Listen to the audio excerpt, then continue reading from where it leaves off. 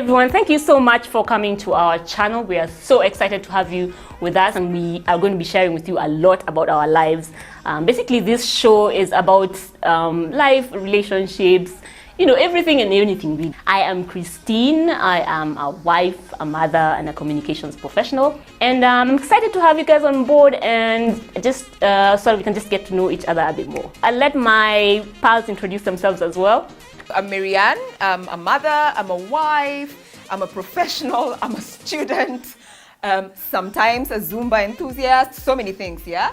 And yeah, this is so cool to be here today. So yeah, my name is Treza. I'm a mom, I'm a wife, I'm a marketer. I consider myself a fun-loving person, and these are conversations to just get you excited about life and, you know, take you through our experiences, and we're very excited to finally have our first show. And so today, you guys, we're talking about bills.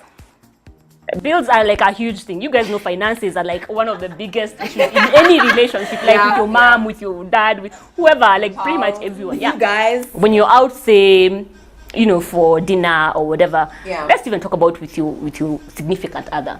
Who should be paying for the bill? Say you're with your boyfriend and you're out. If you're married, that's a different story, because my presumption is it comes from the same pot. I think the issue is when you're dating. Because when you're dating, there's this expectation that guys should pay the bills. And I think it's completely off. Where we are today, I think if you're going to show up somewhere, you better be able to pay your bills. Whether you're a man, whether you're a woman. I feel like it's a totally different story if you're dating and if you're married to someone. If you're married, more often than not, your finances are just all tangled up. You don't even know whose money is whose. There's no, actually, this is my money, this is your money. So more often than not, you'll find that the husband will automatically just step up and kind of take over the bill. But maybe I'll just give you a different twist to that, yeah? If you're married, a lot of us women treat money like my money is my money, your money is our money. And that actually brings an issue when you guys are going for dates. You're always expecting your husband to be the one running with the bills. That we've never had a conversation about, this is the money that we bring into the family. So how do we split between us guys having fun, you having fun on your own, me having fun on my own, us guys spending on the family, and things that we also spend on friends.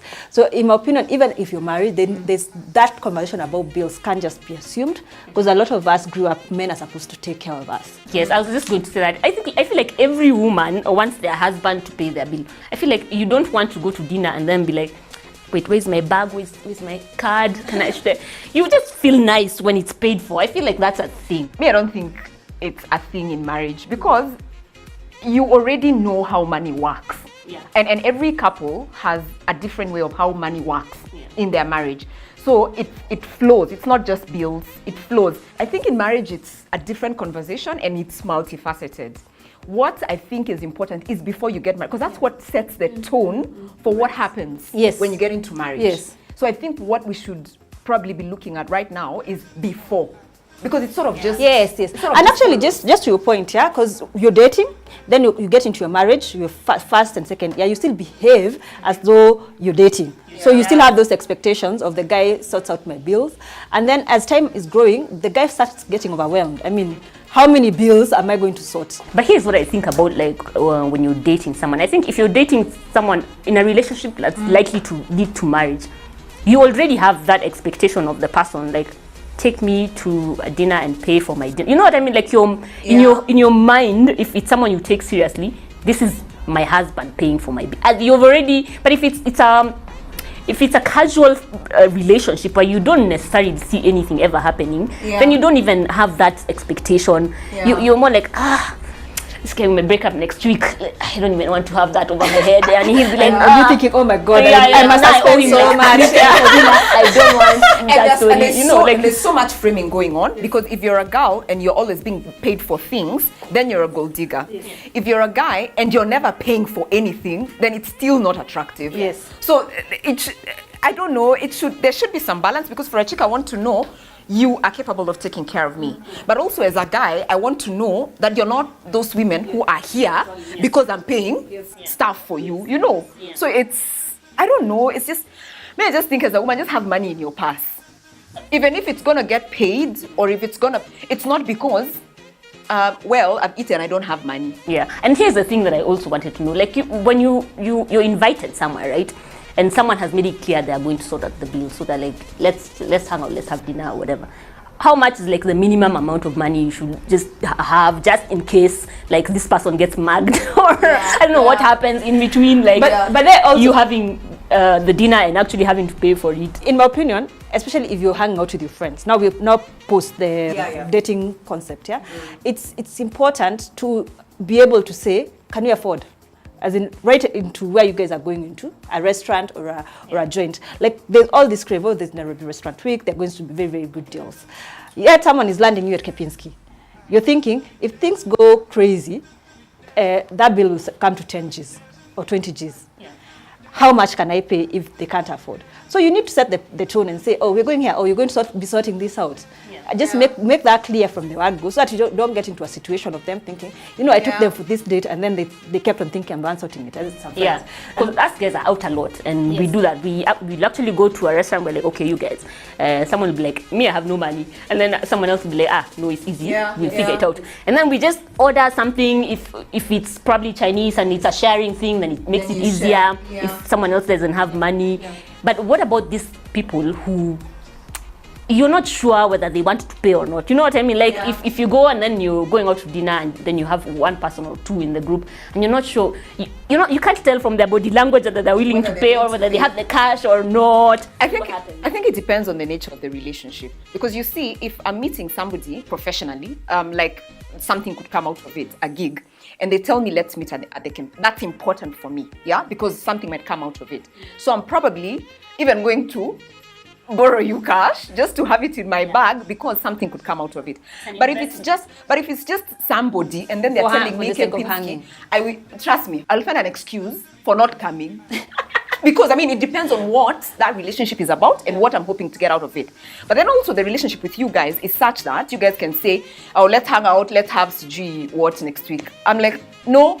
Imagine, let's just go to Njuguna's next week. We don't have money. Like, it's in the middle of the month, right?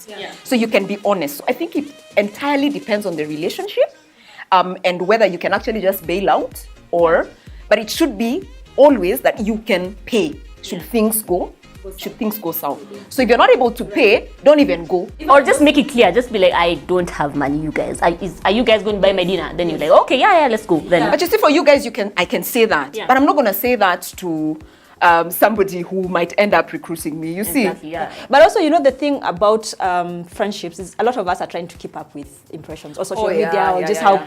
So you end up getting yourself into a rut just because you want to be part of the fitting in, and that's where it takes you examining yourself and deciding this is not for me. I can't do this right now, so let it just take a chill pill for now. I'll decide when I'm able to do this, and then I probably could join you. And I think that's mostly a personal decision for you to make. It's not so much about those other people.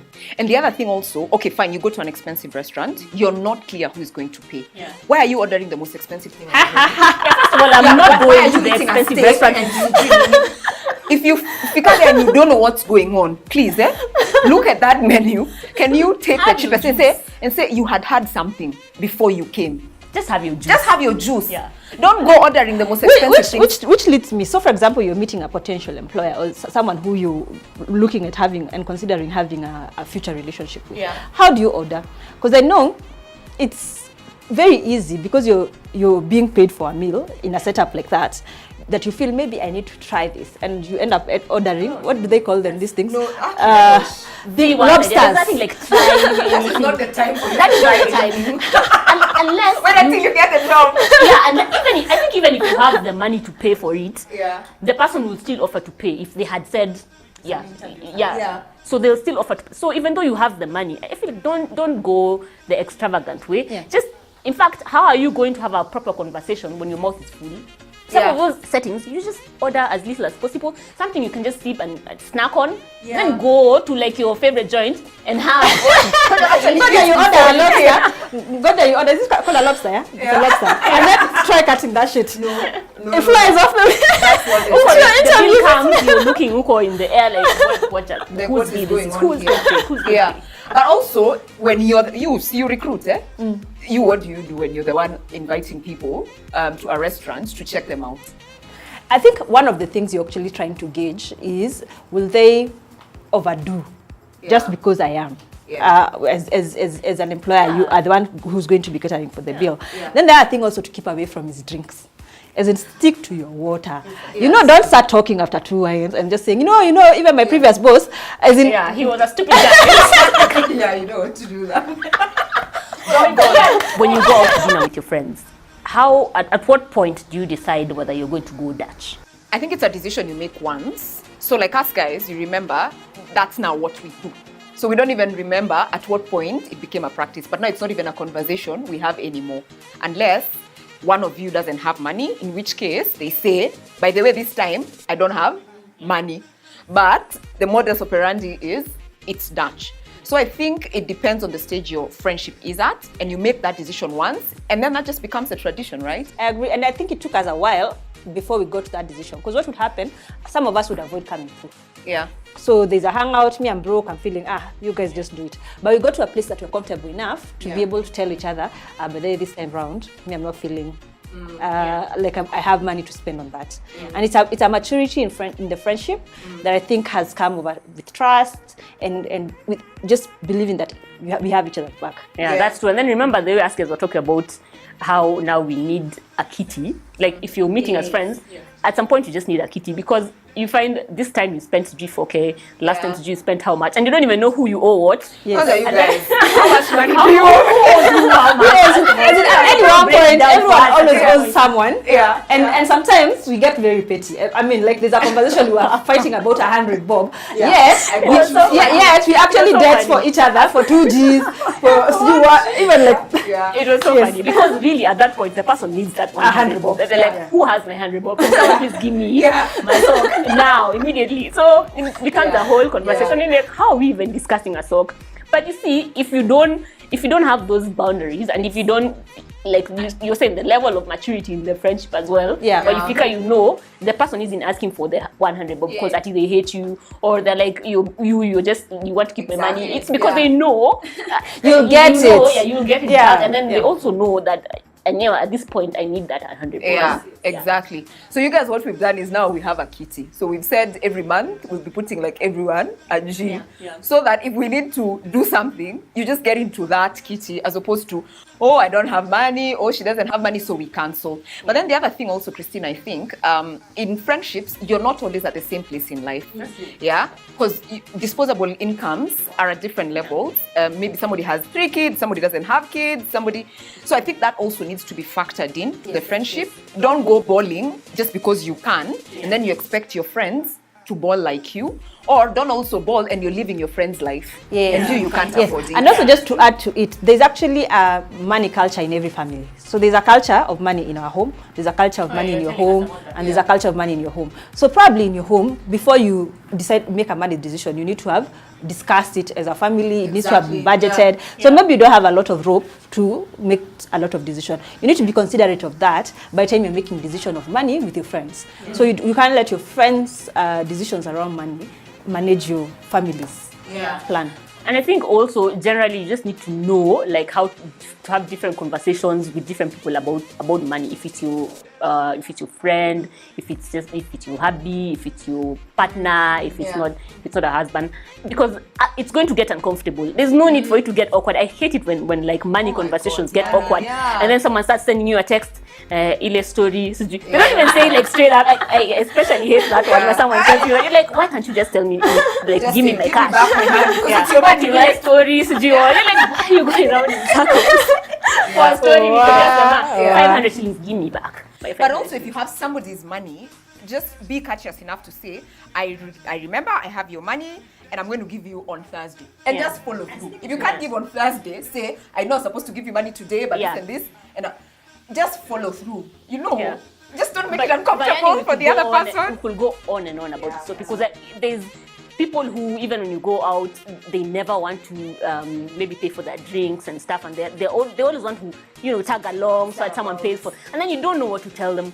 So I mean, this conversation, I don't even think we can finish today. And I get you guys could have stuff you may want to add, so just please comment and let us know how you guys go Dutch or don't go Dutch, or how you just deal with your money issues as friends, or within your family. Yeah, and definitely subscribe to the channel. We'll be bringing you more conversations. We are sure you're going to enjoy. Yeah, so thank you so much for hanging out with us for that short while. And you give me back my money. Yes, yes.